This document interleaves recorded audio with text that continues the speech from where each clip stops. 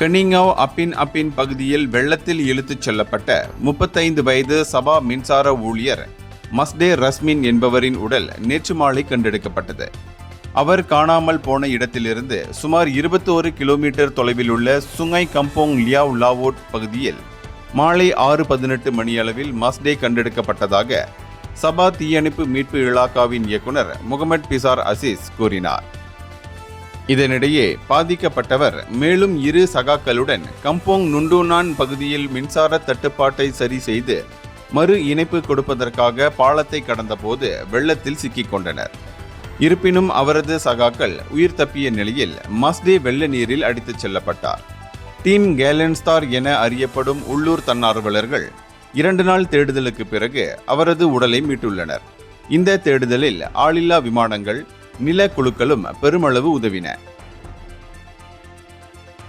இந்தியர்களின் இதய குரல் மக்களோசை.